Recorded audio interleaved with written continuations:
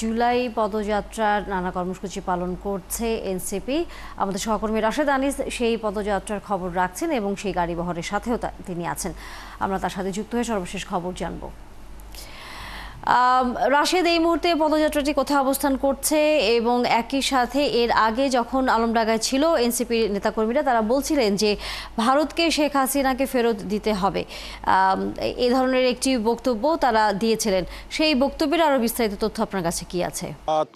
তানিয়া, আমি কিন্তু এখন আছি চুয়াডাঙ্গা যে পথসভা শেষ হয়েছে সেই পথসভা শেষ করে ঝিনাইদহ পথে। এখানে একটি শহীদের পরিবার রয়েছে এবং সেই শহীদের পরিবারের সাথে কিন্তু মতবিনিময় করার জন্য তারা এখানে এসেছেন এবং বেশ কিছুক্ষণ ধরে কিন্তু এখানে অবস্থান করছেন। আপনি দেখছেন যে বাইরে খুবই বৈরী আবহাওয়া এবং বৃষ্টি হচ্ছে। আমরা একটু চেষ্টা করব তাসনিম যারার সাথে যুক্ত হওয়া যায় কিনা সে বিষয়ে একটু যদি কথা বলি। শহীদ পরিবারের সাথে দেখা করতে এসেছেন যাত্রাপথে, কেমন লাগছে, কি কথা হলো? শুনলাম ওনাদের কাছ থেকেই ওনারা কিভাবে জানতে পারলেন। আসলে বয়স তো খুবই অল্প ছিল, 30 বছর বয়সী। এখানেই চায়ের একটা দোকান, সেখানে কাজ করতেন। ওনারা যেটা বললেন ঘাস কাটতে গিয়ে দিস হ্যাপেন্ড, এটা তো আসলে এগেন মানে আনএক্সেপ্টেবল। ওনাদের জীবনটা একেবারেই ওলট পালট হয়ে গেল। এটা তো ওনারাও প্রত্যাশা করেন নাই। ছোট্ট একটা মেয়ে আছে রাইসা, 2.5 বছর বয়সী। ওনার ওয়াইফও খুবই ইয়াং।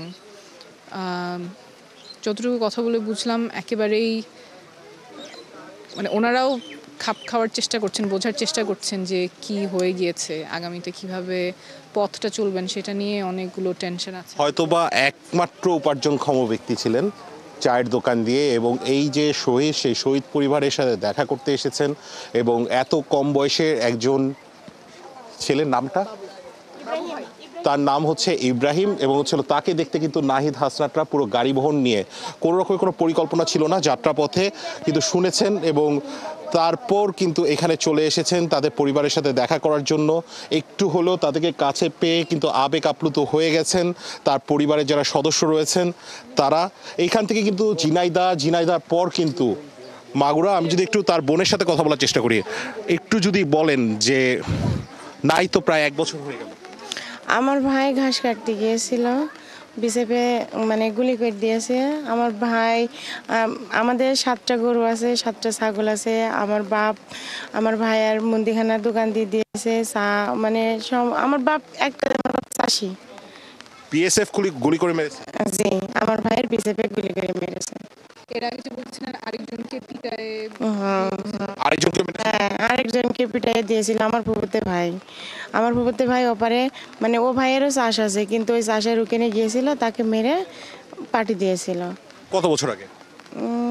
2-3 বছর।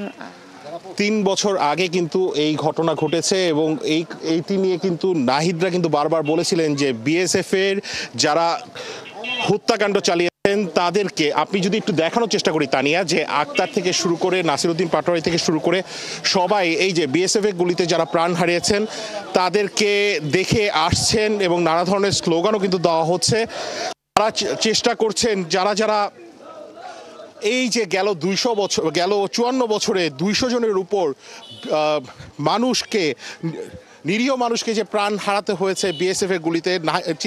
নাহিদ ইসলাম কিন্তু বলছিলেন যে এই যে বিএসএফ এর তারা একটি খুনি বাহিনীতে পরিণত হয়েছেন। নাসিরউদ্দিন পাটোয়ারি আছেন, আপনারা শহীদ পরিবারের সাথে দেখা করতে এসেছেন। দর্শক, আমাদের সহকর্মী রাশেদ আনিস ছিলেন আমাদের সাথে এতক্ষণ। এনসিপি যেই জুলাই পদযাত্রার কর্মসূচি পালন করছে সারা দেশ জুড়ে, সেই খবর নিয়ে তিনি আমাদের সাথে যুক্ত ছিলেন।